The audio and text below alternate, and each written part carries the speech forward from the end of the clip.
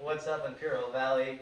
Welcome to the first episode of Talking Shit, a show where I hang out and interview cool, funny, creative, talented people and give them a chance, an opportunity to put out their content to the online community, whether it be music, art, poetry, dance, break dance. Fuck it, we got an open door policy, like anything goes, no discrimination. So if you are interested in being on the show, just hit me up. I'll put out the information in a bit.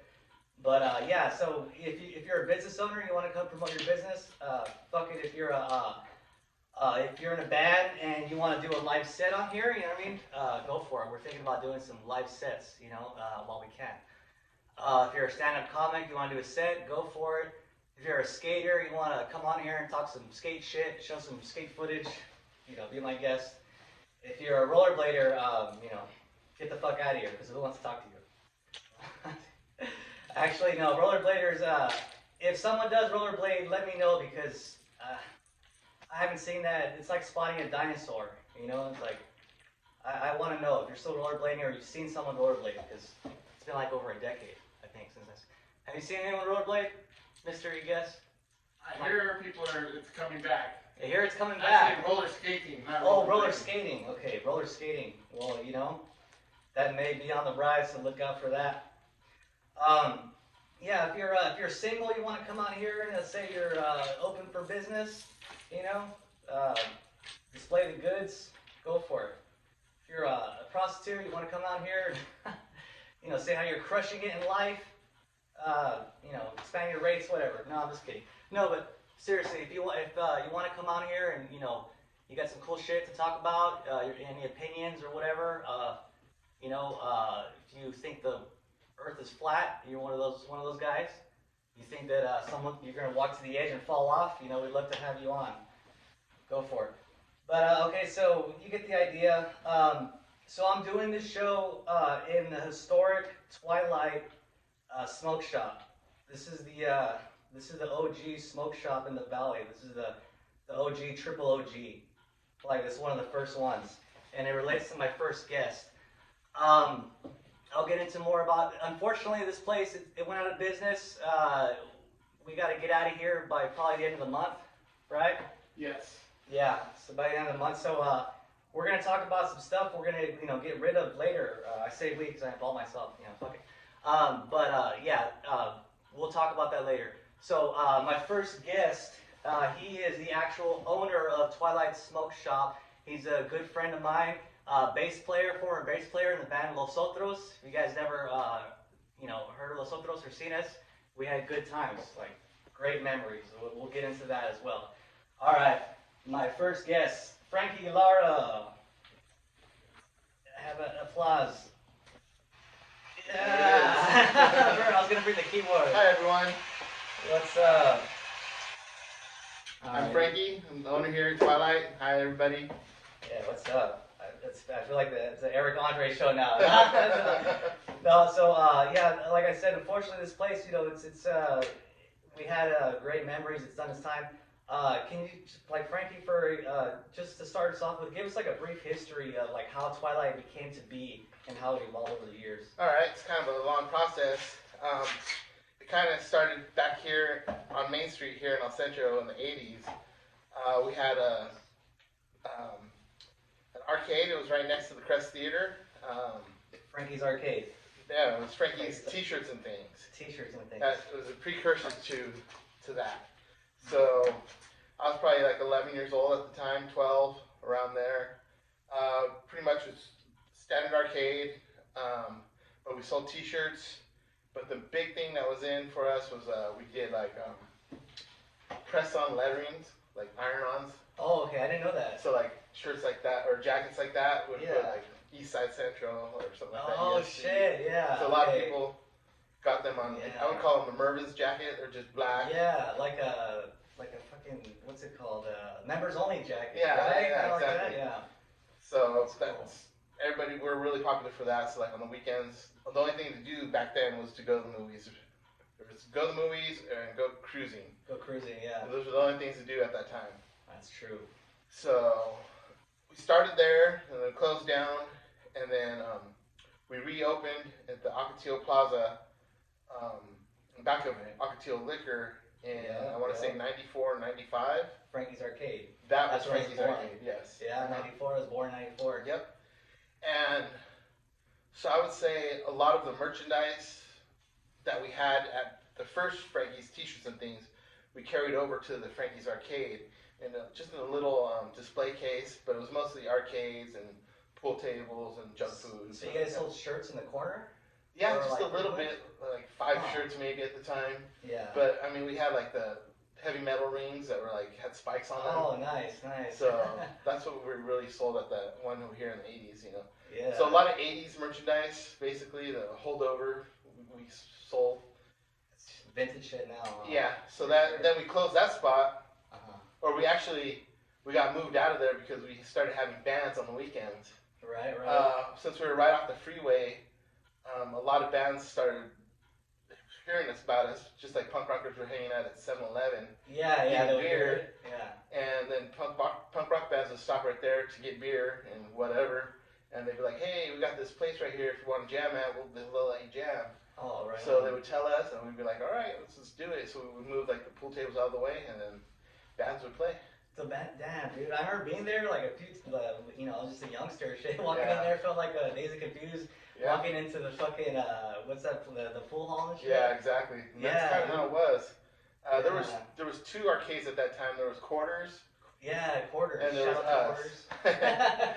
Yeah, they were our nemesis. Yeah, no, but you guys were that was. We were the cooler spot. Everybody thought that place was cool, but nah. Yeah, like I felt like walking in there, I was like, fuck, should I walk in here? And Quarters, like, fuck it, you know, like, even though there's like cholos and shit on the weekends, and you know, gangsters at Quarters and shit, but I don't know, it was different. Yeah, it was like the punk rock spot. Yeah, the skaters and fucking. The skaters, punk rocks, and meth heads. Yeah, meth heads. And then so you guys moved across the street. Is Tweak the same thing as meth? Tweak, meth, crank, yeah. A lot of those. Yeah, I remember that. Yeah. We never did it, but I remember like like seeing people like seeing people like that. Yeah. Don't get it twisted. Yeah. So then like the punk rock scene really went off really well there, and then like I said, there was only 2 things to do: go to the movies or cruise. And the cruising spot was from the Valley Plaza to Ocotillo Plaza. Right. And they would circle around our arcade. Yeah. Oh, okay. Right there, you know how it's like a little circle? Yeah, I remember at Valley Plaza for sure. Like that's where I would. Well, they would, come down 8 Imperial, they would and then turn right there, turn inside the Ocotillo. Oh, that's right. Yeah. And then come back around and go back to the Valley Plaza. Right. So anyway, the landlords in that little plaza got kind of fed up with us having the noise and shit. The noise, but I don't know. They felt like a lot of the traffic and stuff was us, but it really wasn't us. It was mostly contributed to the cruising. Yeah. But there was fights and a lot of beer cans left after the punk rock show for sure. Yeah. So they're like, yeah, we can't be having this. This is like a business. Oh. Because at that time it was like lawyers' offices and stuff. Right. But I mean, we were having these shows at night, and of course they're closed. So, but still, like I said, there would be a lot of leftover trash at the end of the night. So the city was like, fuck this. Not necessarily the city, the business. The owner of that place. They're like, yeah, we can't. The land. So they kicked us out. So that's where we ended up across the street next to the Owl. Right. So we moved over there. It was just Frankie's Arcade there, and I was probably, I want to say, this was probably 96 to 97 or something like that. You guys had arcades in the first store, or no? Yeah, because I remember the shop. I remember like the fucking T-shirts and like the the bongs and the water. That wasn't yet. No, it was like closed first, right? Well, no, it was just arcade. Oh, just arcade. Oh, okay. I think it was arcade. Okay. I was probably 18, 17. Oh, okay. This is probably 95, 96. And since I didn't have anything to really steal like I did here, like all kinds of stuff, we would have parties every night. Oh, okay. Like keggers. And charge people and shit? Not necessarily, because like everybody would chip in. Oh, okay, just to buy the keg? Yeah. Oh, okay. And like we'd just party in there, and I didn't have to worry about anything. So, and then eventually it was around the time when home consoles came out, like Nintendo 64, PlayStation, stuff like that. Yeah. So arcades were just like going out. Oh, okay, right. We're kind of getting phased out. We still had pool tables, but I mean that didn't. I mean 50 cents here, 50 cents there didn't add up to our rent. So sure. we ended up having to close, and then especially with having a party all the time. Yeah. It just didn't. PlayStation 1 was just dominating too much on PS1. That was one of the time on. Yeah. So then that was it for the arcades? That was it. I remember it closed maybe about 6 months when I was approached by a good friend named Johnny Caro. Shout out to Johnny Caro. Shout out to Johnny Caro. His parents actually own La Hacienda across from the fairgrounds in Imperial. Is that for real? Yeah. For real? Okay. And they moved over there kind of next to the fairgrounds. It was still La Hacienda. I think there's like a sushi place there right now. Oh, okay. It's not La Hacienda no more? No. Oh, okay. It's gone. I was going to plug it. I was going to check out La Hacienda. No, I mean, there's offshoots. Like I think that's how Celia's got started. Oh, okay. I think they used to be like a waitress there. Shout out to Celia's. They're actually my next door neighbors, so. Oh, okay. Give them a shout out, yeah. Really? On 4th Street? Yeah. Right? Okay, yeah. No, on Imperial. Imperial? Okay. Wasn't she on 4th Street? Celia's. Oh, okay. There's La Fonda. Shout out to La Fonda, and Sobeys on 4th. Now, right? Yeah. Okay. But Celia's has always been right there, next to Chief's Auto, which is now O'Reilly's. Oh, okay. All right. Right there in front of like the Dollar General. Yeah. What am I thinking on 4th Street then? Mexican restaurant, like old school, fucking looks like a house. Letty's. Yeah, oh, okay. Fuck, you're right. Yeah. Letty's, Celia. Yeah. Shout out to Letty's. That's a good spot. That's Nah, it's too greasy there. Too greasy there. Oh, they use lard for sure. They use lard. That's why it's good. Yeah. All right. Yeah. So okay. So anyway, back to John Caro. He approached me and he asked me that he wanted to start a business. And I was like, all right, sounds good. And he's like, I just don't know how. He's like, do you have any pointers or any like idea to help me out? So I was like, well, I'll ask my dad because he's the one that I didn't do all this myself. It was mostly my father. He was running the business side of it, right? So I took Johnny over to my house and we approached my father like, what can we do? So he was like, well, I want to open a business and to sell clothing. Right. And it was like vintage clothing. So kind of like at the time Buffalo Exchange was really big in San Diego. Oh, okay, yeah. Kind of like that. Yeah, and he had the clothes already, or what? Like. Well, he had this friend that had the clothes. Oh, okay. Which was Liz. She actually owns TND right now. Indeed. Shout out to Liz. Yeah. Indeed. Liz, TND. Yeah. Right here on Main Street too. Doing it. So they got together. They opened one part of the building. So we were two stores inside one building.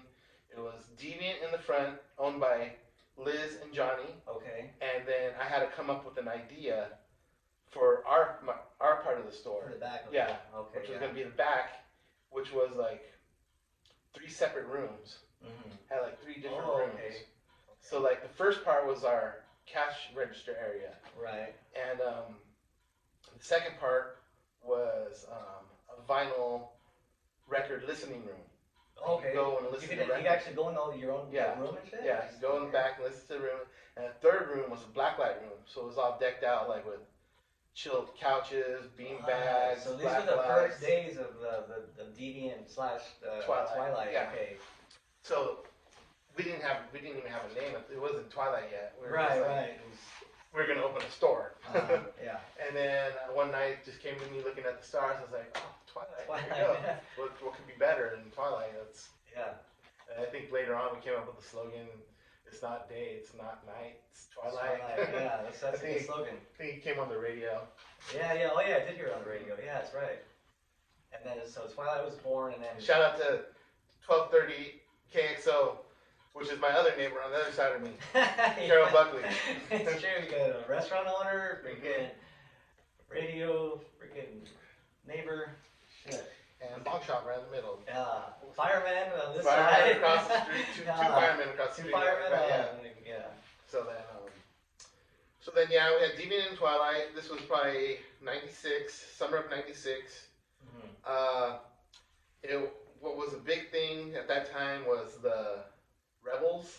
Right, yeah. So I know I'm all too familiar about that, dude. Like a lot of you don't know, but now I did my. And Johnny was like the king of the rebels at that time. Yes, Johnny Rebel. Yeah, Johnny Rebel. I wish I had a button I could press and take that. So he also had like he was a DJ. I think that was his name, right? Johnny Rebel. Johnny Rebel, yeah. It's not Johnny Rocks is his name now. I think he DJs Oh, a lot. okay. Shout out to Johnny Rocks. Yeah. Las Vegas, I think. Johnny Rebel and then Freddie Rebel. Like a little bit later. You remember Freddie Rebel? No, I don't know Freddie Rebel. Okay. It might be the same guy. I think he was biting. Nah. I think it was biting a couple years later. I think so. I think you're right. But yeah. Mm-hmm. You know? But yeah, Johnny Rebel. Okay, yeah. So everyone was into the Rebel phase? Yeah, it was Rebel scene, and then it was us, my clique, a bunch of stoner, potheads, musicians. Right. So it was cool though. I mean, I took Johnny for a musician because at first he was like played guitar, played bass, listened to the Smiths and shit like that. Yeah. And I was like, oh yeah, cool. But then once the Rebel scene came in, he was all about that. That's it. Yeah. Oh shit. So anyway, we had a good thing going for a while, and then our side was doing really good because we started selling bongs. Right. And which was something that my father was really against at first. Oh, okay. Yeah. I was wondering about that. Yeah. He did that for all these years, you know, like it was just like that, you know. Well, because like at the arcade and in Ocotillo, people were like, you know, you guys should really think about selling bonds because nobody does that here. Right. And we're like, yeah, I don't know what my dad would think because I was still, I think I had just turned 18. Yeah. So still, yeah. So it was like kind of sketchy. The only place down here in the valley for us at the time to buy bongs was a tattoo place in Calexico called Kiki's Tattoo. Oh, okay. Yeah. Yeah, I remember that. I remember going there. Old school, yeah. I don't think I even bought anything, but I was always too nervous because I didn't even smoke. Honestly, Yeah. I didn't smoke till I was like 20, 21. You heard it here, folks. Yeah. I Frankie mostly wasn't smoking when he was 9? Yeah, exactly. Never touched it. I had a lot of stoner friends, but I just drank. And then, I wouldn't say 20, I would say probably 19. Yeah. For sure, not in high school. Once I got out of high school is when I probably... I figured you were smoking in high school. Nope. Wow, okay. No, I thought that was for I started losers. smoking, yeah. I started smoking toward the end, like, you know what I mean? That's what, like, really started smoking, like, senior year. And, like, I thought that was late, you know what I mean? Yeah. I mean, I was always around it, don't get me wrong, but I just never did it because, I don't know. Yeah. Look at that shit. No, but so you had the Deviant, Twilight was born, and how did you guys end up coming across the street? Okay, so let me get to that. We started doing really good selling the bongs, so then we're like, my dad was like, you know, we should move and get our own spot. Oh, okay. Right. So we're like, all right. There was a building 2 stores over from ours that was for rent. So we're like, well, let's get that one, and then we'll move right there. And it was such a big building, we didn't know what to sell to fill it up with. Of course, we were gonna sell bongs, stickers, posters, all the incense, stuff like that we were already selling. But it's like, what else? So then we started selling same thing what Liz and Johnny were selling, vintage clothing. Yeah. Okay. So, but like at a lot cheaper price, like more like swap meet stuff. Yeah, swap meet. Like $1, $2, $3. Salvation Army type. Mm-hmm. Yeah. But at the same time, it was good quality stuff. Like we'd go through it before. We wouldn't just grab like regular stuff. We'd actually pick it. And then people started buying it. And people started buying it. Yeah. I remember like our singer, like he was saying that we had a band together called Los Otros. But our singer, I remember going in there and buying shirts and stuff all the time. Yeah, Larry. So I could afford it. It was either the shirt or beer. Yeah. And so he's like, I'll buy a cheaper shirt. Yeah. So I can get more beer. And he's still like that, our singer, Larry Castaneda. You know Larry. If you don't, he'll probably be on this later. For sure. Yeah, I got it. the craziest stories I have are with Larry. You know. So we were there for a while, and by the way, I don't mean to cut you off. But no, how much time do we got before we have to we have at least 10 minutes. Okay, good. And so we're recording on an iPhone, and we're gonna upload this and everything to YouTube. It's gonna be cool and everything legit. But maybe we do 2 parts. Yeah, we'll have to do like 2 parts. You know what I mean? Not to but we want to get to the bottom of this. And this is fascinating shit. Okay, go ahead. So then we started doing really good, and Deviant started not doing so good. The Rebel phase was getting out, and they couldn't sell like their stuff like they were. So I think Johnny was trying to get out of there, So he ended up selling his part back to Liz, and he got out, and I think he moved to Vegas. And then Liz didn't know what to do, so she hit up this one dude that she was getting clothes from. Like, really good. He would always go to the Swami and stuff like that. Yeah. And he turned out to be Rika, the owner of Incredible Tattoos. Rika, shout out to Rika, right across the street. Still doing his thing. Yep. Right? He's been there just as long as us, 23 years or so. Yeah. So, good. So she brought him along, and then, like I said, the clothing was declining, so he's like, well, what can I do to make this business better? So he's like, I'll start doing tattoos and piercing. Oh, okay. So that's how that started. Oh, shit. So it's all kind of intertwined. Right. So we were doing good there, and then we were like, at nights we were jamming in the back of the Twilight. Back there. Yeah. Okay. Not where Deviant was, but our new spot. Oh, okay. Yeah. Right. Oh, yeah, right next door. Yeah, 2 stores over. Mm-hmm. So we were jamming in there, and then my dad was like, you guys are... So basically the people that were in my band were Albert and Jeff, and I think Chuck. Oh, okay. So Albert you might know from Zavala's Barbershop. Albert's another shout out to business owner. Yeah. Great dude. Great dude. So yeah, a lot of people might not know that he was a singer. Oh, and he's super fucking talented. Yeah. He's super talented, man. Like, Great singer. Yeah. No, he could sing, man. Like when I fucking heard him, I just real quick, like when I heard him jam the first time, I was like, dude, this dude could like do it. Yeah, you know, no, he could actually. really good. We were called the Hash Browns. Yeah. I Exactly. was thinking to be something stonerish and hippie at the same time. Yeah, So Hash Browns. I saw it. We were passing by. I think Hamburger Stand had a sign like Hash Browns. So I was like, hey, Hash Browns. Yeah. No, So, it fits good too. Like. Yeah, it's kind of we're like. I don't know. I would say like the Beatles and the Rolling Stones meets like Pearl Jam. Yeah, no, it was a fucking like good like stony vibe, but like also other shit. Like. Well, it was really unique because we had 2 guitarists that did like dueling leads and did harmonizing choruses, and that's like unheard of down here. Yeah, and Chuck would play the drums all light. Yeah. That's the first time I seen him play the drums light. I was like, whoa, dude! Like, what the fuck? He's the same thing, like. But then when he would get too crazy, like he would, Chuck. Yeah. So that's kind of what was our demise. We couldn't find a good drummer that fit us because Chuck fit us, but when he would get too crazy, he didn't fit us. Yeah. So anyway, let's get back to the story. Yeah. My dad saw us jamming, and he was like, you know what? We should open a venue. Oh, So okay. 2 stores down from our Twilight, there was another spot that was open for rent. So we opened, it was called the Twilight Venue. Oh, no shit? Yeah. Whoa, this is...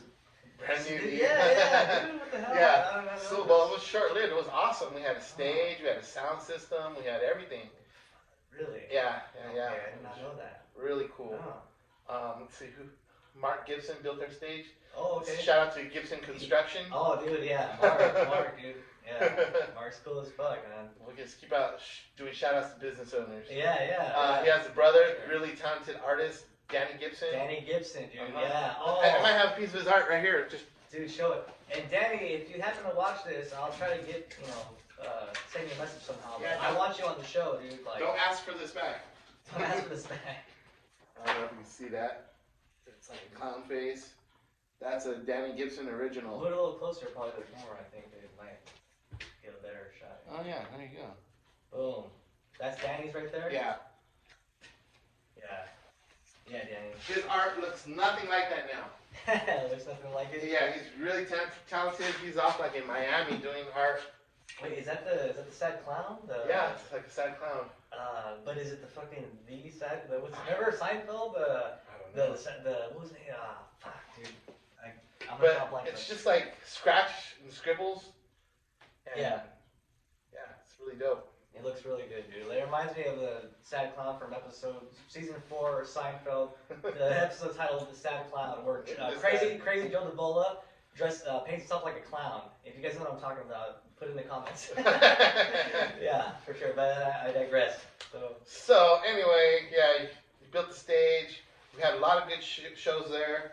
I think the first show was that like we had a lot of people. Was a band called the Cassos. The Cassos. The Cassos. We had a lot of people there.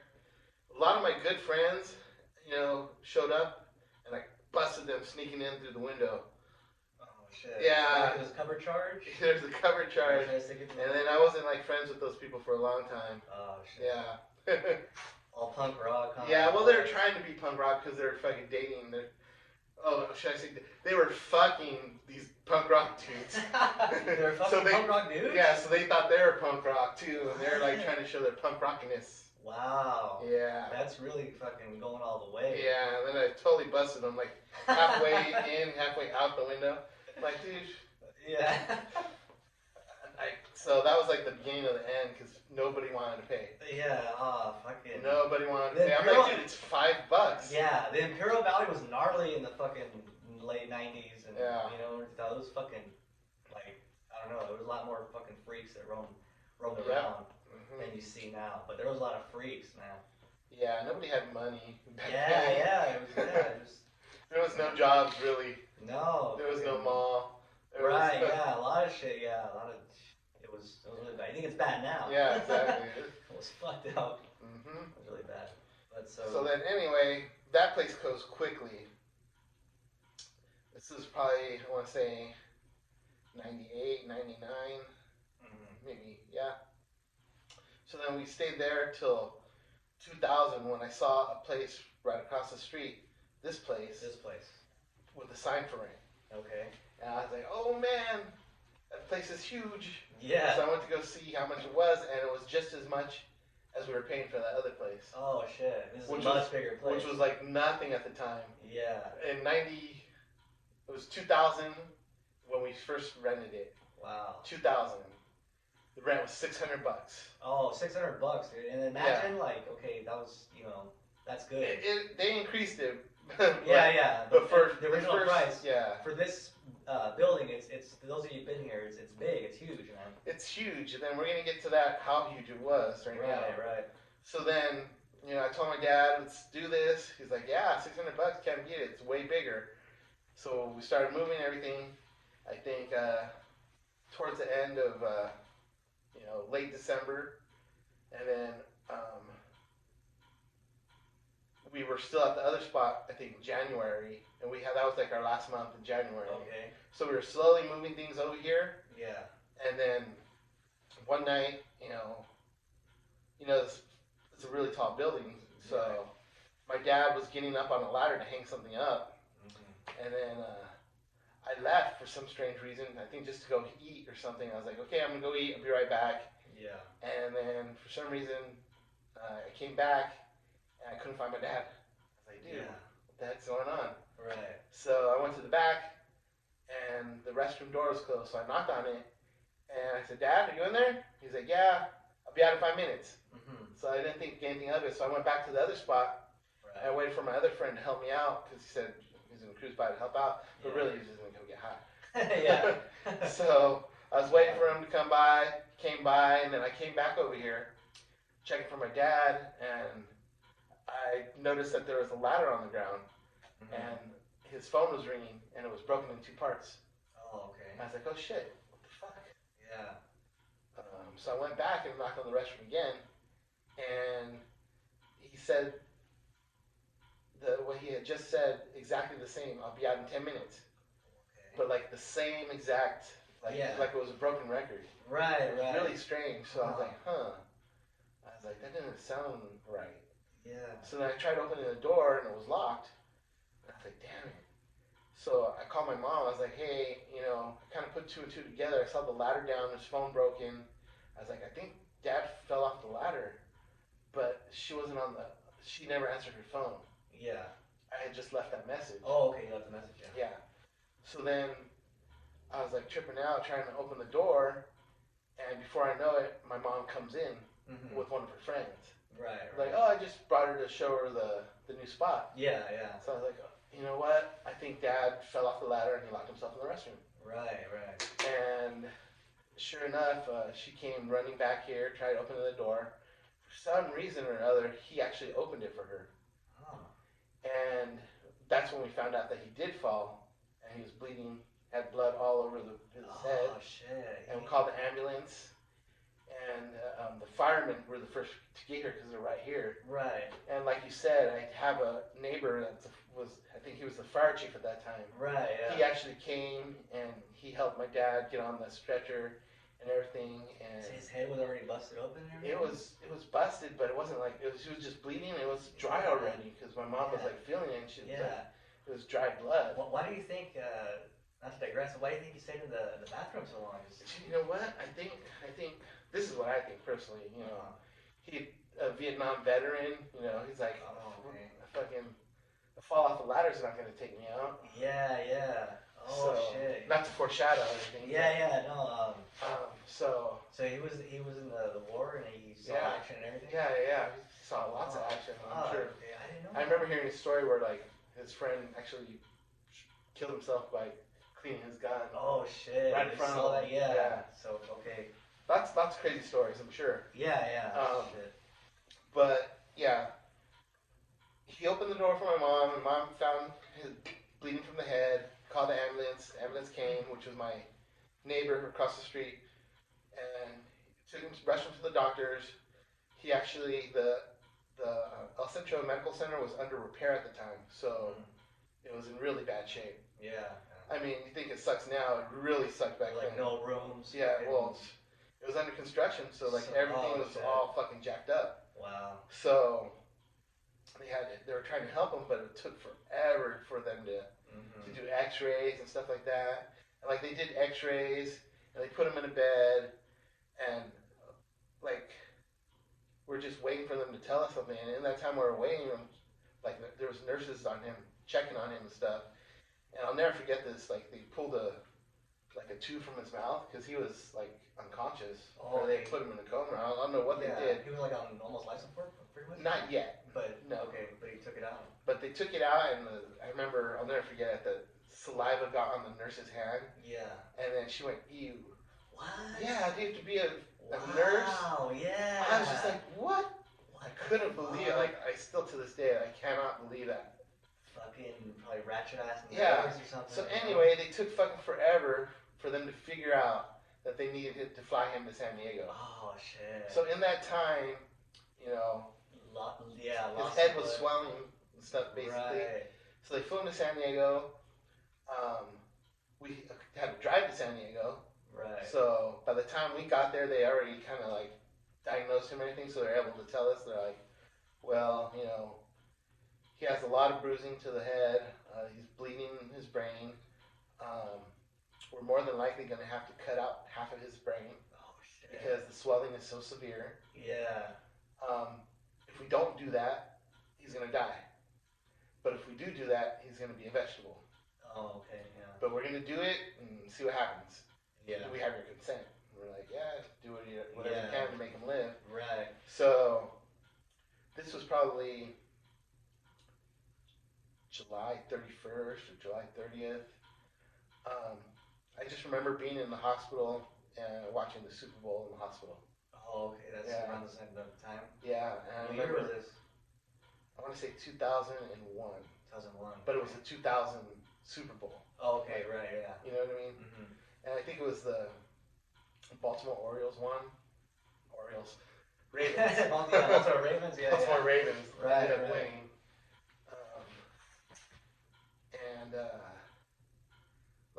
They kept him on life support for like 2 or 3 days, and they finally told us, you know, he's not going to make it, and we're going to have to pull the plug. And we had a lot of family there. There's probably about 30 of my family all around them. Yeah. And they're like, you know, they had already pulled the plug, and they're like, we got to take his body now. They already pulled it? Were you there when they pulled it? Yeah, we were all there. All 30 of us. We were all there. And just we wanted to be with him. Yeah. And like cousins and nieces and grandmas. That's good that you guys were all around, you know what I mean? And then we all followed the progression, like them walking him, rolling him out. Right. And we all walked behind it in a big old group. It was crazy. Yeah. And then they finally got to the doors where it says, you know, employees only. Right. And, you know, the doors, going through the doors swing back, and then that's when my mom broke down. And, oh, shit. Like, we all broke down, but my mom mostly. Yeah, she was... I've never seen her like that. It was crazy. Yeah, but I bet.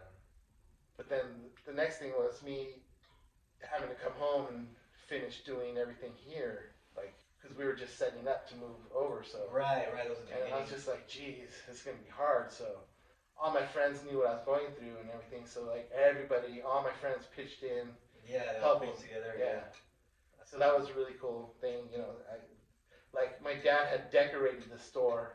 Yeah. We were almost ready to go Right. when that happened. Mm-hmm. That was like we're just doing like a couple little things here and there Right. before we opened. So Yeah.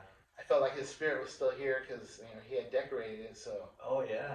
I don't know. I felt like the store was part of him. Yeah. No, it was like it does take on like a separate like life. I don't want to say life form, but there is that sense of like that old school vintage sense in here. You know what I mean? When you're here, and it's, you know what I mean? It's like always that respect. So I mostly ran the store in his honor. Mm-hmm. Yeah. And for how long? 22 years? If you in this location, it was 17 years. 17 years. And the other locations, 5 years. So it's like 22 years that we're open. 22 years, yeah. And you know what I mean? Like I said, the OG, triple OG smoke shop. This was the first one, right? Pretty much, yeah. Yeah. Like this started like which leads me to wait. Are we good on time? Should we do a part 2? Yeah, I would say that's 37 minutes. Okay. So stop it and restart it. Yeah, we'll stop it now. Let's say our goodbyes. Yeah. We'll continue this this interview, this conversation. We got a lot to talk about. You know what I mean? But maybe we can do deep first episode. Yeah, for sure. Hit subscribe. Well, we'll tell you about it. I'll give you more information on that.